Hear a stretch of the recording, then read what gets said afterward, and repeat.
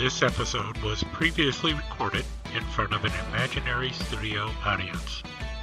Time for Fun Knife Friday! Hi, all you knife chatters out there. Your old pal Skip the Show coming back at you again.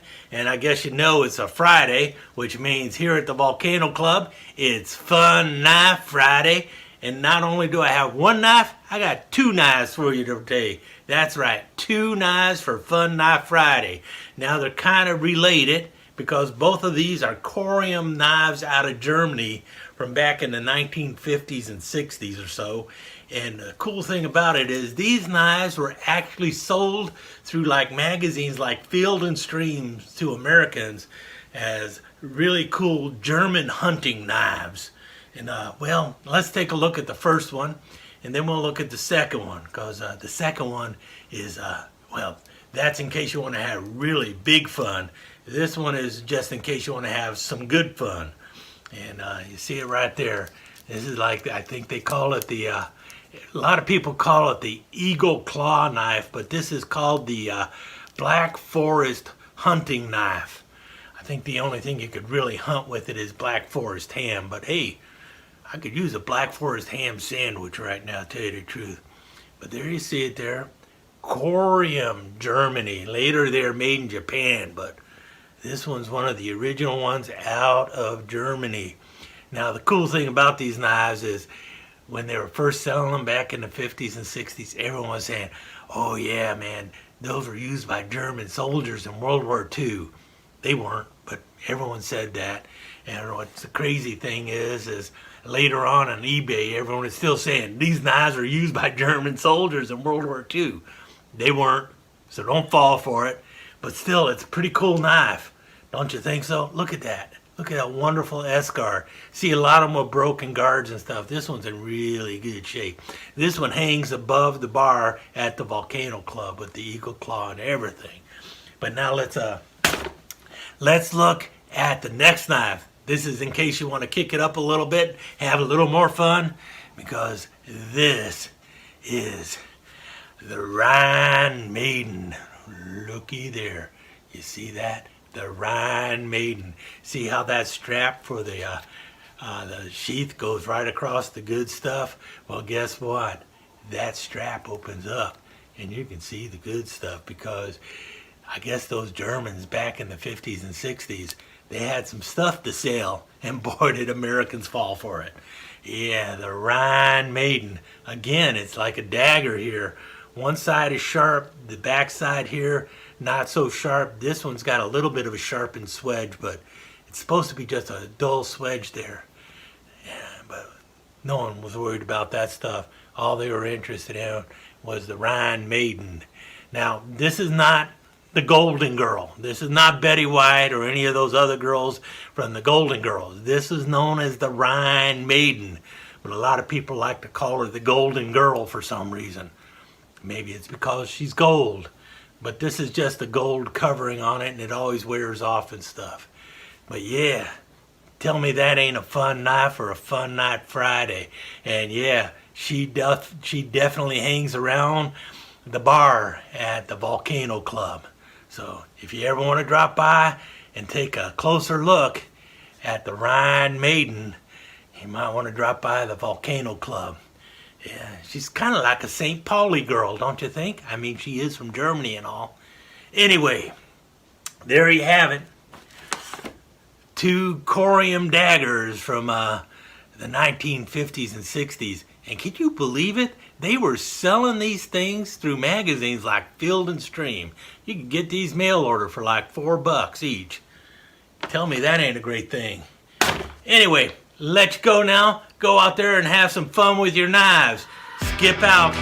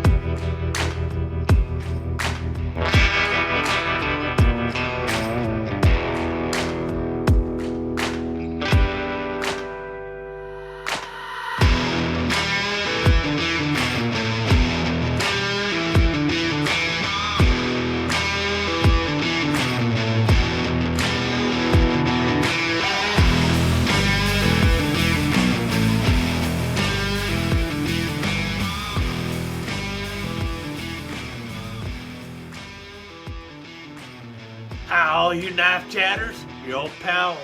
What's all that noise? And have I got a fun knife for you today? Yeah, this is one that dates from way back in the 1950s or 60s or thereabouts, and they were imported into this country by a Gutman or somebody like that. Gutman, that reminds me of like the Maltese Falcon. But, what was his name? Gutman. Sydney Greenstreet, yeah. Where was I? Oh yeah, it's Fun Knife Friday. I was thinking back to Casablanca, but this knife has nothing to do with Casablanca. But that's a really good movie. Is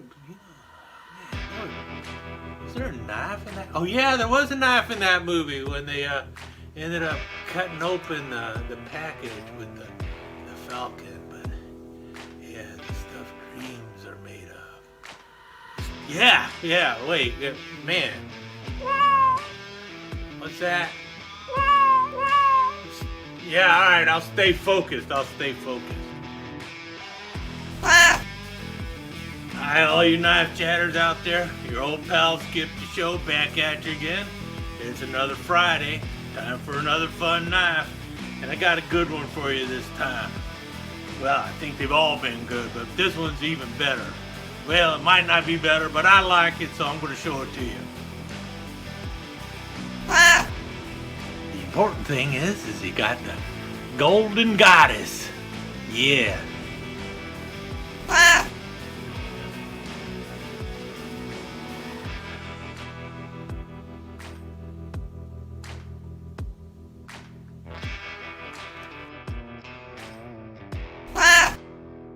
Now, this is one of those knives that came out back around the 1950s or 60s, and they were imported into the country by this guy named Gutman. Had nothing to do with the big man or the fat man in Casablanca. It wasn't that Gutman. It's a different Gutman, and he imported knives mainly from Germany. I guess maybe later Japan or something like that. But anyway, I don't know all about him, but I know nothing about this knife either, so that should make it even more fun. And I got a fun knife for you today. Now these knives actually got two. That's why I said these instead of the.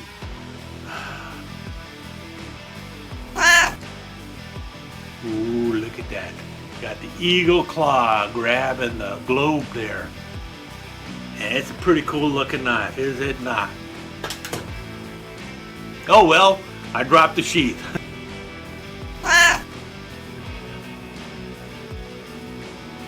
Yeah, that's right, a couple. They're like two. There's two knives today. Two knives in one. No.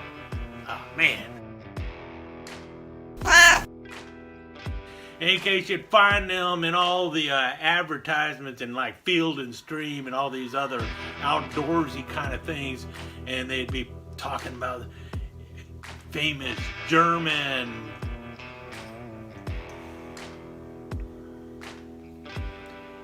dang it.